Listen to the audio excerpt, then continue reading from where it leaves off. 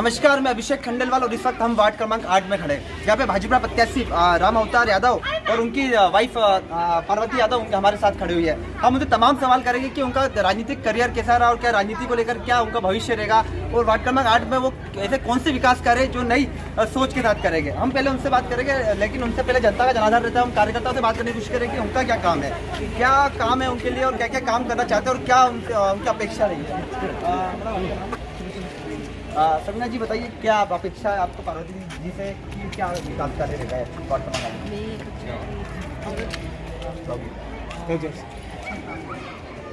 क्या क्या आपकी मांग है, क्या क्या आप करना चाहते हैं कि नई सोच के साथ क्या एजुकेशन आप स्वास्थ्य को लेकर क्या आपका प्रयास रहेगा? ये आप चाहते हैं जो सड़कें हैं, लाइट है, नल है, सबका सुविधा मिले और भाभी हमसे वादा कर रहे हैं, वादा पूरा करेंगे और हमको इनसे पूरी उम्मीद है। मैडम, इसमें जैसा देखा जाता है कि पीथमपुर एक ऐसा क्षेत्र है यहाँ पे खेल के मैदान की कमी है और छत्रछाया एक ऐसा क्षेत्र है यहाँ पे सबसे स्वस्थ भी माना जाता है, सबसे स्वच्छ भी माना जाता है। तो ऐसे को लेकर आपकी क्या मांग है? आप यही चाहेंगे कि भैया भाभी जीतने के बाद अगर ये सारी सुविधाएं हम लोग जो भी परेशानी है, जो चीज़ की कमी है, वो पूरी करेंगे। मैडम, ऐसे 3 कार्य बता दीजिए जो आपको पार्वती जी से उम्मीद है वो करेंगे। 3 कार्य बता दीजिए जो भी अच्छा काम है, पानी वगैरह सबसे मेन है पानी की सुविधा करते हैं। तो पार्वती जी आपने पहले तो सुन ही लिया होगा कि क्या क्या कार्यकर्ताओं की मांग है, लेकिन ऐसे में अब सवाल उठता है कि नया राजनीतिक चेहरा है और नया ऐसा व्यक्तित्व भाजपा ने खड़ा किया जिनको एक टफ फाइट मिल रही है। अब ऐसे में सवाल उठता है कि क्या सामने कांग्रेसी प्रत्याशी श्रद्धा वैष्णव जो लगातार जनसंपर्क कर रही है, उनको क्या पार्वती यादव क्या धूल चढ़ा पाएगी? अब ऐसे में हम उनसे सवाल करेंगे, तमाम ऐसे सवाल हम उनसे करने वाले, लेकिन कार्यकर्ताओं के पहले सवाल है।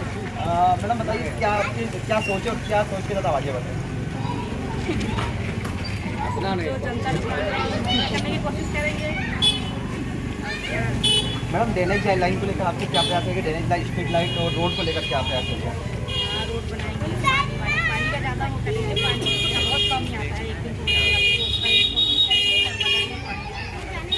हम उनके हस्बैंड से भी बात करने की कोशिश करेंगे, क्या उनका राजनीतिक करियर है। अभी तक ऐसा कोई नया चेहरा मिला नहीं है, एक ऐसा चेहरा जो सुभाष जायसवाल के तौर पे उनको जरूर सपोर्ट कर रहा है। अब देखते हैं उनका क्या निर्णय लेगा, भविष्य क्या करेगा, जनता क्या जनाधार चुनती है। हमें राम अवतार जी से भी बात करने की कोशिश करेंगे, क्या उनका मन है और क्या वो भविष्य को लेकर प्रयास करेंगे। सर, क्या प्रयास है आपका वार्ड क्रमांक 8 को लेकर और क्या भविष्य आप सोच रहे हैं भविष्य के बारे में? वार्ड क्रमांक 8 में मैं 15 साल से हमारे साथ हमारी जो टीम है वो सक्रिय होकर यहाँ से भारतीय जनता पार्टी को प्रचंड मतों से, चाहे विधानसभा, नगरी या लोकसभा, यहाँ से कांग्रेस का जमाना जब्त हुआ है।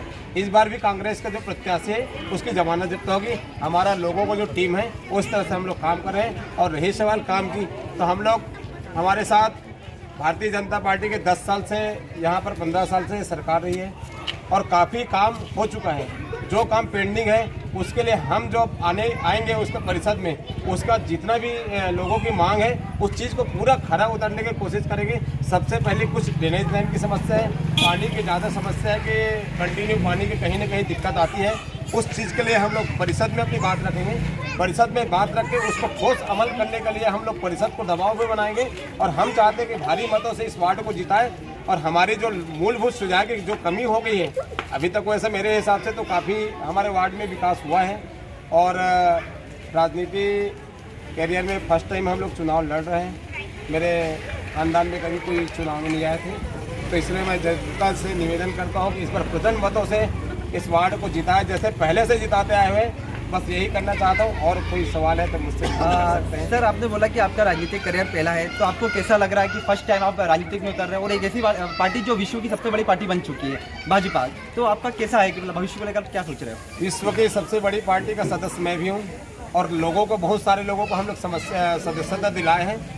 जहाँ तक छत्रछाया के बारे में आप पत्रकार वार्ता कई बार कर चुके हैं, आपने मीडिया को यहाँ से कई बार कवरेज किए हैं। उस मामले में ये है कि पार्टी की जो भी विचारधारा है उस पर हम लोग काम करेंगे।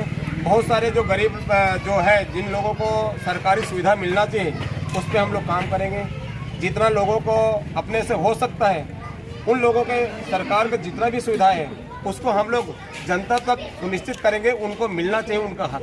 सर, आपने बोला कांग्रेस प्रत्याशी की जमानत जब्त कराएगी, ये बहुत बड़ा आपने बयान दिया है और इसको लेकर आपकी क्या रणनीति है? ऐसी कौन सी रणनीति है कांग्रेस प्रत्याशी की जमानत जब्त? रणनीति ये है कि जिस तरह से यहाँ 15 साल से जो चुनाव में परिणाम आए हैं हर चुनाव के परिणाम बिल्कुल जिस तरह से कांग्रेस प्रत्याशी सोचते हैं वो इसके विपरीत रहते हैं। मैं इसीलिए उस आधार पे सोच रहा हूँ कि जो जनता मेरे साथ जितना यहाँ पर आए हुए हैं, समर्थन जितना मिल रहा है गली मोहल्ले में, उस सोच के मुझे लग रहा है कि कहीं ना कहीं प्रत्याशी की सर तो क्या आप इस बार जो चुनाव में उतरे तो क्या स्थानीय मुद्दे या हमेशा की तरह ही क्या एक राष्ट्रीय स्तर के मुद्दे को लेकर इस बार मैदान में? देखो, छोटे चुनाव में राष्ट्रीय मुद्दा अलग होती है। छोटे चुनाव में आपको भी पता है कि गली मोहल्ले और बिजली पानी सड़क ये ज़्यादा मूलभूत सुविधा होती है।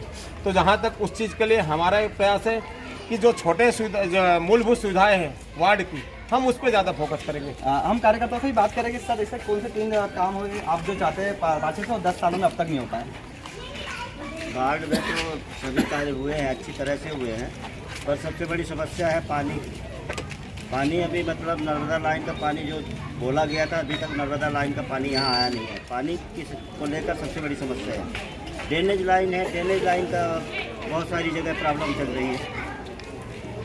इन समस्याओं को लेकर जो हमारे पार्षद महोदय हैं वो पूरा करने का वादा कर रहे हैं और करेंगे, ये मेरे को पूरा विश्वास है। सर शिक्षा को लेकर आपका क्या मत है? शिक्षा को लेकर भी क्या वंचित हो, जैसा हमने कोरोना काल में भी देखा, जो वंचित हो शिक्षा नहीं कर पाते, क्या राम अवतार जी से आप ये मांग कर रहे हैं कि अब शिक्षित खुद ही हो, उसका उनका वार्ड भी स्वस्थ और स्वच्छ भी है? शिक्षा के मामले में बहुत अच्छे विधायक हैं, लेकिन अगर पालिका के तरफ से भी विधायक होती है तो यहाँ पर मतलब अच्छा लोग बच्चों का विकास होगा। तो सर राम अवतार जी एक लास्ट सवाल है, शिक्षा को लेकर आप क्या बुनियादी सुविधा यहाँ पे प्रोवाइड कराएंगे? क्योंकि जरूरी है यहाँ पे एक बच्चा शिक्षा को लेकर भी आगे बढ़े, और एक मुद्दा भी ये होना चाहिए ड्रेनेज लाइन, ये मूलभूत सुविधा बहुत जरूरी है, लेकिन एक शिक्षा भी एक मौलिक अधिकार है, शिक्षा का अधिकार जो बहुत जरूरी है, उसको लेकर क्या प्रयास करेंगे? शिक्षा के विषय में हम लोग वार्ड में एक सर्वे करेंगे। बहुत सारे प्राइवेट स्कूल भी खुले हैं और सरकारी स्कूल पास में अपना आज़ाद चौराहा के पास भी है। अगर ऐसा कुछ हमको ज़मीन मिलती है तो यहाँ पर हम नगर पालिका परिषद को स्पेशल एक पत्र लिखेंगे वार्ड पार्षद को होने के नाते कि भाई यहाँ पर बहुत सारे जो गरीब बच्चे हैं उन लोगों के लिए कहीं आप जगह सुनिश्चित करें और एक बड़ा स्कूल प्राइमरी या मिडिल स्कूल तक, पहले प्राइमरी खोलें बाद में उसको मिडिल करें। इस तरह से परिषद में अपनी बात रखें। सर एक महिलाओं की सुरक्षा को लेकर भी हमेशा सवाल उठते आया है, एक महिलाओं की सुरक्षा को लेकर और एक स्वास्थ्य को लेकर एक भी एम्बुलेंस वार्ड को प्रोवाइड नहीं कराई जाती, उसको लेकर आपका क्या मांग है?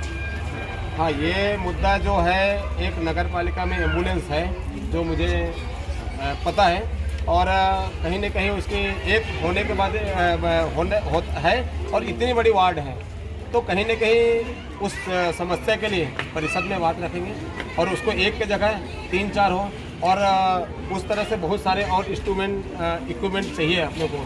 जैसे कुछ चीज़ें मेरे को याद नहीं है, उसको बाद में अपन परिषद में उसकी बात रखेंगे। और जितना हो सकता है वार्ड के विकास के लिए पहला कदम है कि उस पर बिल्कुल निरंतर खरा उतरने की कोशिश करेंगे। तो स्पष्ट है कि राम अवतार जी का साफ स्पष्ट है कि मूलभूत सुविधाओं से सबसे पहले जो प्रॉब्लम है उन समस्याओं को खत्म किया जाएगा, उसके बाद शिक्षा को लेकर जो इन्होंने बात करी है, तो हमको उम्मीद है कि आने वाले 5 सालों के अंदर पीथमपुर से एक कलेक्टर पीथमपुर से निकलने वाला है। कैमरा पर्सन नितिन राजपूत के साथ मैं अभिषेक खंडेलवाल, मीडिया लेफ्ट पीथमपुर।